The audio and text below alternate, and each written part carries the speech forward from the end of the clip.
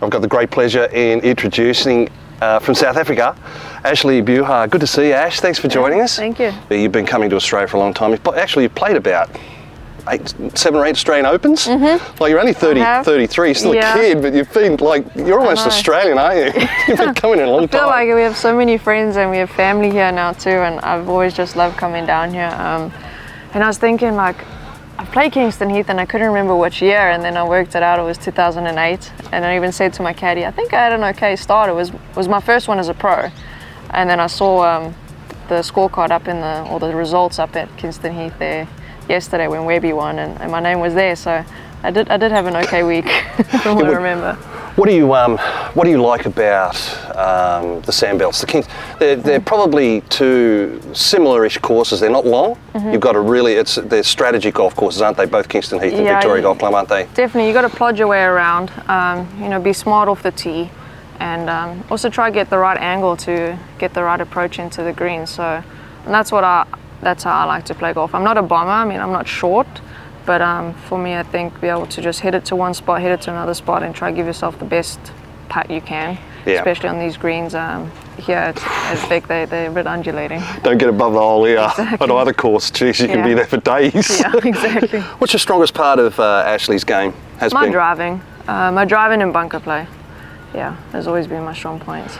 Well, let's talk about bunker play. We'll go backwards then. The bunker shot that you hit on the 4th extra hole at Muirfield this year was something special, because when the ball went in, it looked like it buried, or it just popped out to the front. Yeah. And I thought, this is going to be a really tough bunker shot, because it's just in front of the lip of where it landed, the fried egg. Yeah. But you played an unbelievable shot to run it beautifully to that close to the hole. Was that one of the best? That's one of the best bunker shots you've ever played, surely. Yeah, for sure. And especially given the moment and the time, and obviously it was getting so dark, we didn't know that was going to be the last hole either. So I'm obviously very thankful that we finished it off there, and because it would have been a bit of an anticlimax to go back the next day after such a great playoff with NG. And the bunker shot, luckily it came out of its lie, and it was a little downhill slope, and I just thought, well, a little downwind, just get this thing up in the air, and it should let gravity do the rest. And luckily for me, it came off like it needed to. It was awesome. But what about the South African winners at Muirfield? You joined a pretty illustrious couple of dudes that have won around there, haven't you? Yeah, I mean, obviously it's a huge honour to join Gary and Ernie, both idols of mine growing up, and there are so many similarities when you look back at the stats of me and Ernie that week. And even during the practice rounds, my caddy Tanya, she's Australian, and we get on so well, but I was like, I want to see where Ernie hit in this bunker, and he made an unbelievable up and down, out of bunkers too to win it. So yeah, maybe there's something in the sand there. I don't know, for us South Africans. But what about, talking of major winners, lady major winners from South Africa? It had been 42 years since Sally Little won a couple of majors, South African, and 42 years later on, Ashleigh Buhai's got her name on a major trophy. Did you know much about Sally Little back in the day? As I grew up, obviously, I read more and learned myself about Sally, but growing up in South Africa, we didn't get coverage of women's golf, unfortunately, only the PGA Tour and European Tour. So, in terms of female idols, mine was Kari, Annika, Laura, and a little bit later on, Lorena, because that's who I got to see on TV. But obviously, Sally is the most successful South African to play on the LPGA with the most wins. So, to call myself a major winner next to her, it's very cool. 2 weeks prior to you winning at Muirfield, three rounds in the 60s at the Evian. Yes. Give you a little bit of confidence. And I know you missed the cut at the Scottish the next week. You shot even par. Yeah. The cut was 1 under at Dundoogie. I never played there, whatever it was. Dundonald. Dundonald. Yes. The cut was even par, but still, did you feel like your game was there to win that major? I did. To be honest, I mean, I'd played well. I'd started training probably 5 weeks before that even. I finished 21st at the KPMG, but I was line top 10 with 2 rounds to go.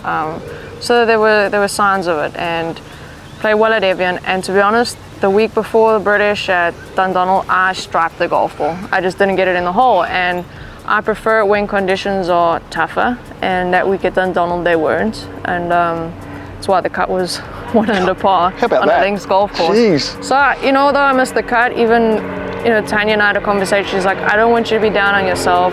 You're playing great. We need to take this into the next week. And my coach came in for a few days from South Africa. We tidied a few things up that needed to be. And the minute I stepped on at Muirfield, I loved the way it looked. I loved the way it was playing, nice, firm and fast. And that suits me because I'm able to flight the ball. I'm able to shape it, I feel, a lot more than a lot of girls do. And that's what you had to do around there. 11 under mid-round, 60, 65, 64 was pretty hot. Yeah. How about that final round? Because you're cruising, you're 3 or 4 in front, 9 to go, and then all of a sudden, 15. Yeah. Make a wrong choice like most professional golfers can do in under the pressure, and you made triple. All of a sudden, NG and yourself are tied. Yeah. What did you tell yourself? How'd you come back from that? Because that's the tough. start is, I made one bad swing the whole week, and unfortunately it was on 15 on the last day, and I said, if that had happened in the first round, we wouldn't have been talking about it probably. But obviously at the time, and I don't think a lot of people saw, but the ball actually plugged off the line, up the face, off the drive. So I had nowhere to go. Yeah. I had no shot. But yeah, I walk off there, I make triple. I look at the leaderboard and I said to myself, well, I haven't lost the lead. I'm still in it. And just keep doing what you've done the whole week. You've played so much good golf. Don't let that one mishap, put you down kind of thing. And Tanya was really good in the moment. She was like, okay, we've got 3 holes. Let's just get back on it. And I want you to have X amount of good swings going in, and that's all we can do. Yeah. So it's probably harder going bogey, bogey, bogey than triple maybe, at once and making one bad swing, and you got a little unlucky. But if you go bogey, bogey, bogey, it's probably a little bit more like, oh geez, you're a little bit more nervous. But I would probably agree with that for sure. It was one bad swing, bad lie in the bunker. Before I knew it, I made triple, and then I just did what I had to do. I did my job. I got up on the par 3, made a good swing, and did that coming in to get myself into a playoff. Yeah, beautiful. Okay. Dog or cat? Dog. Favourite food? Steak. Best holiday? Favourite holiday destination? Safari in South Africa. Favourite golf course?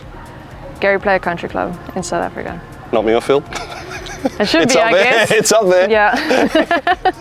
Favourite movie? I'm not a big movie person, to be honest. More music, yeah. All right. Favourite actor or actress? Again, I think you got to scratch those ones. Nobody stands out? No, nobody. Favourite TV series? Probably, I like all the like crime series, so Law and Order, Chicago Chicago PD, Chicago Fire. CSI and all that sort of stuff, yeah. Favourite music? Rock and alternative. You got a favourite band? Growing up, Bon Jovi, Bryan Adams, Goo Goo Dolls, that sort of music. What does Ash do outside of golf to relax? I love to just chill, to be honest. Put on a show, sit on the couch. In the off weeks, love to be with family and friends, and my husband and I, we enjoy barbecuing and hosting people. Nice. Favourite club in the bag? Driver. Ashleigh, Yep. Let's run through your bag, starting with. What's the geo here? It's a beautiful. Is it a horse or? It's a zebra. That's a zebra. Obviously, being from South Africa, it gives me a little piece of home. Name? Stripey. that came up. I stayed with a host family in Dallas once, and we were staying with kids, and they were like, "What's the cover's name?" I said, "Oh, it doesn't have one," and they were like, "It's now Stripey." So I like it. Stripey stuck. Now, Stripey, okay? All right, just going to take you off for a minute and just get the driver out. What do we got? What do you got here? We have. This is the club one of the clubs I love the most. It's a Epic Speed. It's a low spin head. And I've had this for 4 years, so 4 years? Yeah, it's probably not many people play drivers for that long, but nothing has been able to gain me much more distance, and for me, as long as it goes straight, that's the most important thing. Unless I'm gaining 15 yards, this ain't coming out the bag. Yeah. What about shaft? How long you had that shaft in it? The same amount of time.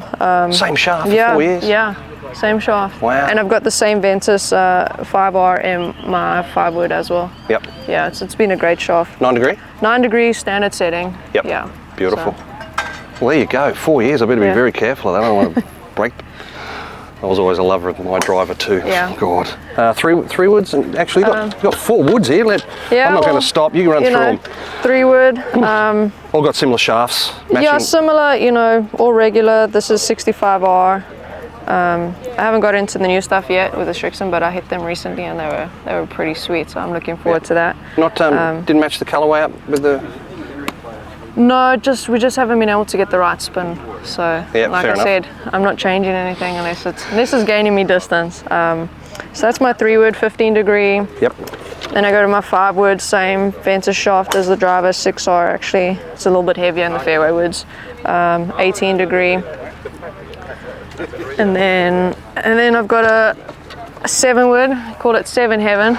Seven heaven. This is a ping, but it's actually got a 9-wood shaft in it, so it's a little bit shorter.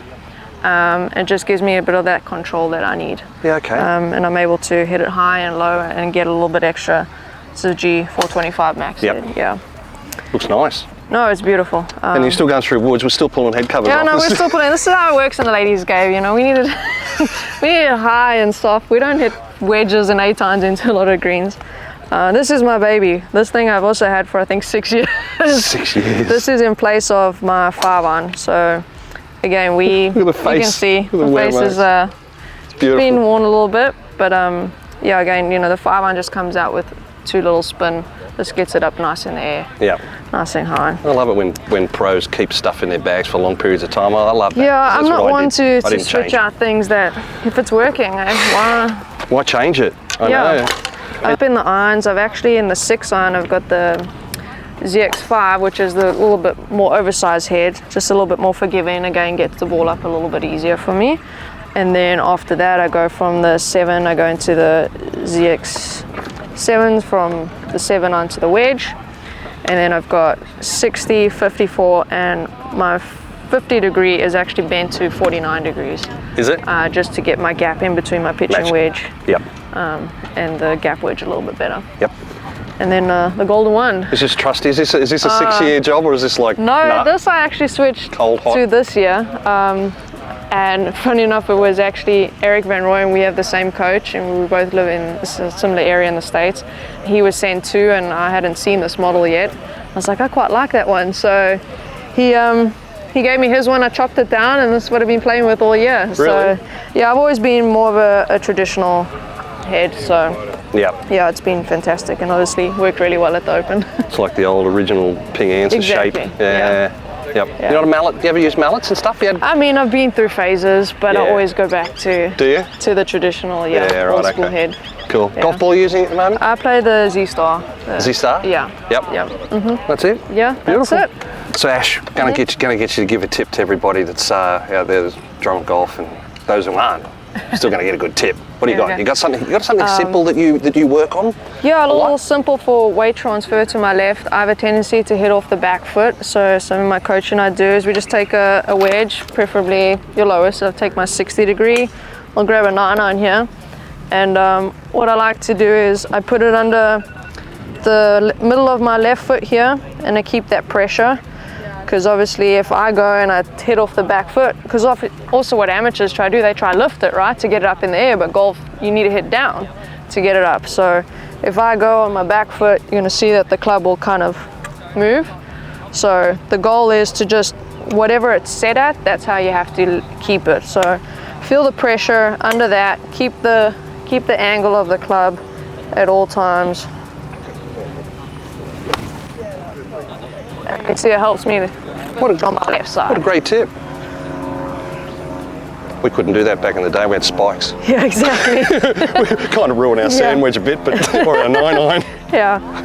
So again, feel the pressure kind of under the middle of your foot there. So give us one where you fall back like most amateurs do. So I guess the percentage, but they fall back to try and scoop it. Like I tend to also even start with the weight there, so you wouldn't feel the pressure. But what amateurs would like kind of do is, and the club, and then the club would move back. Yeah, good tip. Yeah, I kind of like to do it and start my warm-up.